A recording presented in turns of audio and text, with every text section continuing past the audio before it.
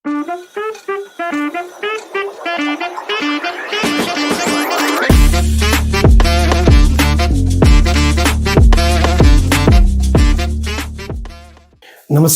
मेरा नाम है श्रवण कुमार। काइजन क्लासेस के इस ऑनलाइन प्लेटफॉर्म पर एक बार फिर आपका स्वागत है। आज केमिस्ट्री के पेपर का लेक्चर नंबर 2 है, पार्ट 2, और आज मैं सेट 2 के एमसीक्यूज को सोल्व करना स्टार्ट कर रहा हूं। पहले वाले पार्ट में हमने सेट 1 के जो एमसीक्यूज हैं वो सोल्व कर दिए हैं और वीडियो आप तक पहुंचा दी गई है, और उम्मीद है पहले वाली वीडियो आपको समझ आई होगी और आपके जितने भी कंफ्यूजन है, डाउट्स हैं, वो सोल्व होंगे। तो चलिए बिना टाइम को वेस्ट करते हुए सेट 2 एमसीक्यूज को हम लोग स्टार्ट करते हैं। देखिएगा, सेट 2 में एमसीक्यूज का सबसे पहला क्वेश्चन डीएफ ब्लॉक से है और क्वेश्चन में लिखा है, among the following outer most electronic configuration of the transition metal which one show highest oxidation state. देखो, आप लोगों ने पढ़ा होगा कि 3D सीरीज, क्योंकि यहां पर जो इलेक्ट्रॉनिक कॉन्फ़िगरेशन हमें दे रखे हैं वो सारे के सारे 3D सीरीज के दे रखे हैं, 3D। और 3D सीरीज में Mn मैग्नीज जो होता है उसका एटॉमिक नंबर होता है 25 Mn का। आउटर मोस्ट इलेक्ट्रॉनिक कॉन्फ़िगरेशन होता है उसका 4s2 3d5, या फिर कहीं कहीं पर ऐसा भी लिख के दे सकते हैं 3d5 4s2। ओके, और Mn का मैक्सिमम ऑक्सीडेशन स्टेट होता है Mn प्लस के 7। Mn ऐसे कई सारे कंपाउंड बनाता है जहां Mn के ऊपर प्लस के 7 का चार्ज होता है, जैसे one of the best example is KMnO4। Okay, तो यहां पर जो आंसर हमें दिखाई देगा इस तरह का, वो दिखाई देगा डी, यहां पर 3d5 और 4s2। ओके, तो सेट 2 में क्वेश्चन नंबर 1 का आंसर सी रहेगा। क्वेश्चन नंबर 2 को डिस्कस करेंगे। क्वेश्चन में पूछा गया है, which of the following solution in water will have lowest freezing point. Boiling point में क्वेश्चन आया था सेट 1 में, और यहां पर आया फ्रीजिंग पॉइंट में। सेम क्वेश्चन, यही क्वेश्चन वहां बॉइलिंग पॉइंट का था और वही क्वेश्चन यहां पर फ्रीजिंग पॉइंट का है। वहां पर मैक्सिमम बॉइलिंग पॉइंट पूछा था, बट यहां पर पूछा है lowest freezing point. Freezing point और बॉइलिंग पॉइंट एक दूसरे की अपोजिट प्रॉपर्टीज होती है, जिसमें अगर किसी सॉल्यूशन का बॉइलिंग पॉइंट हाईएस्ट होता है तो उसका फ्रीजिंग पॉइंट लोवेस्ट होता है। और वैसे भी फॉर्मूले से पता लग सकता है, लेकिन यहां पर हमारा जो आंसर रहेगा 1% CaCl2 सॉल्यूशन रहेगा। ओके, तो इसका आंसर यहां पर ये हो जाएगा। इसके बाद में हम लोग बात करेंगे क्वेश्चन नंबर 3 की, इलेक्ट्रोकेमिस्ट्री। आपने डिबाई हकल ओनसेंगर इक्वेशंस का नाम सुना होगा, जो लिमिटिंग मोलर कंडक्टिविटी और मोलर कंडक्टिविटी के बीच में एक इक्वेशन देती है, और इक्वेशन आपके सामने है। इक्वेशन है lambda m is equal to limiting molar conductivity lambda infinite m minus a into under root c। और इस इक्वेशन से बताया जाता है कि जो वीक इलेक्ट्रोलाइट्स हैं उनकी कंडक्टिविटी डाइल्यूशन करने पर कैसे चेंज होती है। कंसंट्रेशन का या डाइल्यूशन का वीक इलेक्ट्रोलाइट की कंडक्टिविटी पर, मोलर कंडक्टिविटी पर क्या फर्क पड़ता है। ओके, तो यहां पर यह पूछा गया है कि विच of the following equality hold true. Correct statement, correct option कौन सा है। तो यहां पर जो ऑप्शन नंबर ये दे रखा है ना, बी, ये करेक्ट है। कोलरोश लॉ कहता है कि इनफाइनाइट डाइल्यूशन पर, जब वॉल्यूम को इनफाइनाइट कर देंगे तो वीक इलेक्ट्रोलाइट कंप्लीटली आयनाइज हो जाते हैं। इनफाइनाइट वॉल्यूम कब होगा? जब कंसंट्रेशन की वैल्यू 0 को टेंड करेगी, 0 की तरफ मूव करेगी। जब कंसंट्रेशन की वैल्यू 0 होगी, उस केस में lambda m is equal to lambda infinite m हो जाएगा। और वैसे भी फॉर्मूले से आप देख सकते हैं, अगर मैं कंसंट्रेशन की वैल्यू 0 पुट कर देता हूं तो ये पूरा फैक्टर 0 हो जाएगा, और उस केस में lambda m is equal to lambda infinite m। वैसे भी आप लोग देख सकते हैं, तो थ्योरेटिकली भी देख सकते हैं और मैथमेटिकली आप लोग देख सकते हैं। इसका ऑप्शन नंबर बी रहेगा। क्वेश्चन नंबर हम लोग बात करते हैं स्टूडेंट 4 की। क्वेश्चन नंबर 4 में यूनिट पूछी गई है, और यूनिट किसकी? रेट कांस्टेंट की। ओके, रेट कांस्टेंट की यूनिट सेकंड ऑर्डर की, किसी भी ऑर्डर की रेट कांस्टेंट की यूनिट निकालने का फॉर्मूला मोल पर लीटर की power 1 minus n into second inverse. तो k इज इक्वल टू मोल पर लीटर की power 1 minus n। 1 minus n का मतलब 2, तो 1 माइनस 2, 1 माइनस 2 कितना आएगा? -1 इंटू सेकेंड इनवर्स। और जब आप इस फैक्टर को पूरे को सोल्व करोगे तो आपको जो आंसर मिलेगा वही मिलेगा। Mole inverse litre second inverse, second order की यूनिट है ये, रेट कांस्टेंट की यूनिट। क्वेश्चन नंबर बात करेंगे हम लोग 5th की। ये क्वेश्चन रिपीट हो रखा है, ये पहले सेट में भी था और यहां भी है। Which of the following represent the fraction of molecule with the energies equal to और ग्रेटर देन एक्टिवेशन एनर्जी? ये वाला तो हमने वहां भी यही आंसर बताया था आपको, e की पावर माइनस के ई ए अपॉन आर टी। ओके, तो ये इसका ऑप्शन सही है, करेक्ट ऑप्शन है। आर्हेनियस इक्वेशन से ये मिलता है हमें। क्वेश्चन नंबर बात करेंगे हम लोग 6 की।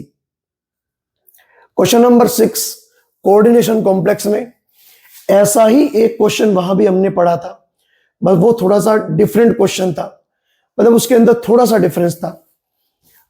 यहां पर हमें एक कोऑर्डिनेशन कॉम्प्लेक्स गिवन है।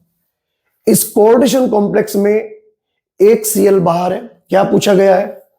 The number of moles of AgCl precipitated when axis of AgNO3 solution is mix with 1 mole of CONH3 का होल 4 Cl2Cl। कितने मोल बनेंगे? तो हमने वहां भी बताया था, यहां फिर बता रहा हूं कि जितने Cl स्फीयर से बाहर होंगे उतने ही मोल Ag प्लस के साथ करके रिएक्ट AgCl बनाएंगे। तो क्योंकि यहां पर एक Cl आउटसाइड है बाकी इनसाइड है, तो केवल यहां पर एक मोल पीपीटी बनेगा और इस क्वेश्चन का आंसर नंबर 1 हो जाएगा। ओके, क्वेश्चन नंबर बात करेंगे हम लोग 7 की। 7 एक थ्योरेटिकल क्वेश्चन है, नेम रिएक्शन है। एनसीईआरटी में हेलोएल्केन हेलोरीन में हेलोजन डिस्प्लेसमेंट वाला एक मेथड है हेलोएल्केन बनाने का। उनमें फिंकलस्टीन रिएक्शन एक आती है, बट क्या लिखा है? Synthesis of alkyl fluoride. Alkyl fluoride बनाने का सबसे बेस्ट मेथड स्वार्ट्स रिएक्शन कहलाता है। फिंगलस्टीन के बाद में एक रिएक्शन गिवन है स्वार्ट्स रिएक्शन, तो स्वार्ट्स रिएक्शन इसका ऑप्शन है जिसे हम लोग यूज करते हैं एल्काइल फ्लोराइड बनाने के लिए। ओके, तो इस क्वेश्चन का आंसर हमारा रहेगा बी पर। ओके, समझ गए? नेक्स्ट बात करेंगे हम लोग क्वेश्चन नंबर 8 की। क्वेश्चन नंबर 8 अल्कोहल वाला चैप्टर मान लीजिएगा आप लोग, या हेलोएल्केन वाला चैप्टर मान लीजिएगा आप लोग। हेलोएल्केन में यही रिएक्शन प्रिपरेशन में दे रखी है एल्काइल क्लोराइड की, और अल्कोहल वाले चैप्टर में अल्कोहल की रिएक्टिविटी के बारे में बात हो रखी है। इस कॉम्बिनेशन को हम लोग बोलते हैं Lucas reagent, HCl plus ZnCl2। In the reaction ROH plus HCl ZnCl2 का जो कॉम्बिनेशन है, ये कह रहा कि RCl और H2O बनता है। What is the correct order of reactivity of alcohol? Alcohol की रिएक्टिविटी ल्यूकास के साथ में प्राइमरी, सेकेंडरी, टर्शरी, मतलब 1 डिग्री, 2 डिग्री, 3 डिग्री। ठीक है, बिल्कुल हमारे नोट्स में भी साफ साफ लिखा हुआ है और ये बात एनसीईआरटी में भी साफ साफ लिखी हुई है। ओके, तो ऑप्शन नंबर इसका कौन सा रहेगा? 1। ये क्वेश्चन लास्ट ईयर भी आया था। नेक्स्ट क्वेश्चन फिनोल का है, चैप्टर फिनोल है। लिखा है phenol reacts with bromine water, phenol bromine water के साथ कर रहा है रिएक्ट, तो फिनोल अगर ब्रोमीन वाटर के साथ करता है रिएक्ट तो 2,4,6 ट्राइब्रोमोफिनोल बनेगा। रिएक्शन कुछ इस तरह से है, अगर फिनोल Br2 और किसी पोलर सोलवेंट की प्रेजेंस में, जैसे कि H2O, पोलर सोलवेंट, सोलवेंट के टाइप के बेस पर प्रोडक्ट अलग अलग बनते हैं। नॉन पोलर में ऑर्थो पैरा का मिक्सचर मिलता है और पोलर सोलवेंट में हमें यहां पर सिंगल प्रोडक्ट देखने को मिलता है, और जो व्हाइट पीपीटी की फॉर्म में ऑब्टेन होता है। तो ये बनेगा यहां पर, और इसका नाम है 2,4,6 ट्राइब्रोमोफिनोल। तो कुल मिलाकर आपको दिखाई दे रहा होगा कौन सा ऑप्शन करेक्ट है, सी ऑप्शन करेक्ट है। ओके, तो ये हमारा क्वेश्चन नंबर 9 है। क्वेश्चन नंबर 9 के बेस पर हम लोग बात करते हैं question number 10। Question number 10 amines का क्वेश्चन है। एक्सिस ऑफ एल्काइल आयोडाइड, मतलब Ri एक्सिस में है, ट्रीटेड विद अमोनिया, अमोनिया के साथ रिएक्शन होगी, तो कह रहे कि क्या बनेगा। इससे पहले वाले सेट में इसे लिया गया था एक्सिस में, इस बार इसे लिया गया है एक्सिस में। तो अगर एल्काइल हैलाइड एक्सिस में होगा और अमोनिया के साथ रिएक्शन होगी, तो ध्यान रखना यहां पर अमाइंस का मिक्सचर मिलेगा हमें। तो यहां पर मिलेगा ए मिक्सचर ऑफ अमाइन, अमाइन का मिक्सचर। तो ऑप्शन के अकॉर्डिंग हमारा डी ऑप्शन यहां पर करेक्ट रहेगा। ओके, नेक्स्ट क्वेश्चन नंबर 11 को डिस्कस करेंगे। 11 क्वेश्चन भी इसके जैसा ही, मतलब एग्जैक्टली थोड़ा सा स्लाइटली डिफरेंस था लास्ट सेट में गिवन है, सेट 1 में। Amine x react with Hinsberg reagent, amine x Hinsberg के साथ करती है रिएक्ट, और हिंसबर्ग के साथ करके रिएक्ट वो जो प्रोडक्ट ऑब्टेन होता है वो प्रोडक्ट इनसॉल्युबल है एल्कली में। देखिए मैं आपको 3 लाइन बता रहा हूं। Primary amine plus HR is give a compound which is soluble in aqueous KOH, तो प्राइमरी अमाइन है। Secondary amine plus HR compound formation takes place but compound is insoluble in KOH। Tertiary amine plus HR no reaction, कोई compound formation नहीं होगा। इसीलिए अगर compound बन रहा है बट इनसॉल्युबल है तो अमाइन कौन सी होगी, अमाइन होगी सेकेंडरी। ओके, ये टेस्ट है, इसे बोलते हैं हिंसबर्ग टेस्ट। क्वेश्चन नंबर बात करेंगे 12 की, थ्योरेटिकल क्वेश्चन है। Scurvy disease is caused due to the deficiency of, scurvy को बोलते हैं हम लोग ब्लीडिंग इन गम्स। ओके, तो विटामिन सी की कमी से होती है स्कर्वी डिजीज, सेलर्स डिजीज भी हम लोग इसे बोलते हैं, और इसके लिए आपका आंसर कौन सा रहेगा, सी, विटामिन सी। अब आते हैं असरेशन रीजन। असरेशन रीजन के जो 4 स्टेटमेंट है वो आपको बता चुका हूं मैं, वो 4 स्टेटमेंट हम लोग क्या क्या मीनिंग निकलते हैं, लेकिन ध्यान से इन्हें पढ़ के फिर क्वेश्चन का आंसर देना है। एग्जैक्टली यही question, same question 13 question set 1 में दिया गया था। उस क्वेश्चन में मैंने बताया भी था, थोड़ी सी शायद मिसप्रिंटिंग है, थोड़ा सा कुछ फर्क है, कुछ पॉइंट है, लेकिन यहां ध्यान से देखिएगा आप लोग। Assertion, a mixture of orthonitrophenol and paranitrophenol can be separated by steam volatile, steam distillation. बात सही है, ऑर्थो पैरा के मिक्सचर को स्टीम डिस्टिलेशन मेथड से हम लोग सेपरेट करते हैं, बिकॉज ऑर्थो वाला कंपोनेंट स्टीम वोलेटाइल है और पैरा वाला कंपोनेंट स्टीम नॉन वोलेटाइल है। ओके, तो पहला स्टेटमेंट सही है। Orthonitrophenol is steam volatile due to intramolecular H bonding, ये देखिएगा, जबकि पहले वाले सेट में इंटरमोलिकुलर था। ओके, मतलब पहले वाले सेट में यहां से लेके यहां तक सही था, यहां आकर बात गलत हो गई थी। ओके, इस वाले क्वेश्चन में ये भी सही है, ये भी सही है, और ये इसको प्रॉपर्ली एक्सप्लेन भी कर रहा है, प्रूफ कर रहा है। तो इसका मतलब हमारा ऑप्शन नंबर ए करेक्ट होगा। क्वेश्चन बात करेंगे हम लोग 14 की। Cooking time is reduce in pressure cooker. यह बात बिल्कुल करेक्ट है। प्रेशर कुकर में कुकिंग टाइम डिक्रीज होता है, ठीक है, रिड्यूस हो जाता है, इसीलिए खाना जल्दी बनता है प्रेशर कुकर में as compare to in open container. Reason क्या दिया है? Boiling point of the water inside the pressure cooker is lowered. नहीं, प्रेशर कुकर के अंदर बॉइलिंग पॉइंट बढ़ता है, टेम्परेचर ज्यादा गेन करता है वो, और ज्यादा टेम्परेचर गेन करने पर वो खाना जल्दी बन जाता है as compare to normal condition. तो बॉइलिंग पॉइंट डिक्रीज नहीं होता, बॉइलिंग पॉइंट एलिवेट होता है, जो कि पहले वाले ऑप्शन में गिवन था। ये सही है, ये गलत है, ठीक है, ये करेक्ट और ये इनकरेक्ट। तो ऐसा ऑप्शन शायद मुझे लग रहा है सी है। बस आप इतना मान के चलिए कि ये तो है करेक्ट और ये वाला स्टेटमेंट इनकरेक्ट। ओके, तो आप देख सकते हैं accordingly.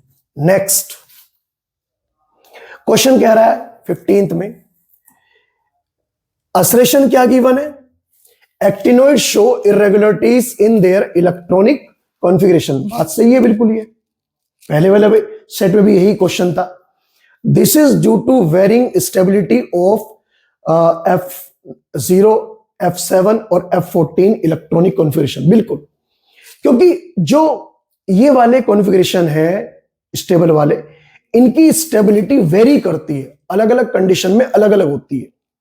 Okay, half filled, full field, कुछ इस तरह की बातें यहां पर यूज होती है, इसलिए यहां पर इरेगुलरिटीज पाई जाती है इलेक्ट्रॉनिक कॉन्फ़िगरेशन में। ये भी सही है, ये भी सही है, और ये इसे प्रॉपर्ली एक्सप्लेन कर रहा है। यहां भी option number A correct. Okay, बात करते हैं लास्ट क्वेश्चन की 16 की। असरेशन क्या गिवन है? Maltose is a reducing sugar. Maltose एक रिड्यूसिंग शुगर है, बिल्कुल सही है, माल्टोस एक रिड्यूसिंग शुगर है, रिड्यूसिंग शुगर है, यस, क्योंकि जो ग्लूकोज है वो नॉन रिड्यूसिंग शुगर है, बट माल्टोस और लैक्टोस रिड्यूसिंग शुगर वाली कैटेगरी में आएंगी। One of the two glucose units can open to expose free aldehyde group in solution, कि दोनों ग्लूकोज वाले ग्रुप में से एक ग्लूकोज वाला ग्रुप ऐसा है जिसके अंदर एल्डिहाइड ग्रुप फ्री है, और अगर एल्डिहाइड ग्रुप फ्री होगा तो उस ग्रुप को रिड्यूस करना टोलेंस रिएजेंट से और फेलिंग सॉल्यूशन से इजी रहेगा, इसीलिए माल्टोस को रिड्यूस शुगर कहा गया है। ये भी सही है, ये भी सही है, और ये से प्रॉपर्ली एक्सप्लेन कर रहा है, तो इसका मतलब इसका आंसर भी क्या रहेगा? ए। ओके, तो मुझे लगता है, मुझे उम्मीद है कि ये लेक्चर भी आपने एंजॉय किया होगा, और आपने अपना सेट, जो आपके पास सेट 2 अगर आया है, तो इस चैप्टर के जो 16 MCQs हैं ये आपके, उम्मीद है मुझे सही हुए होंगे। ओके, और होने भी चाहिए, पूरे साल आपने मेहनत करी है। तो आज के इस लेक्चर को यहीं पर कंप्लीट करते हैं, और जो मेरा नेक्स्ट लेक्चर होगा, लेक्चर नंबर 3, उसमें मैं सेट 1 को कंप्लीटली सोल्व करूंगा। सेट 1 का जो डिस्क्रिप्टिव पार्ट है, section B, section C, D और ई, कंप्लीटली हम लोग इसे एक एक करके हर एक क्वेश्चन को सोल्व करेंगे। ठीक है, चलिए, thank you, all the best.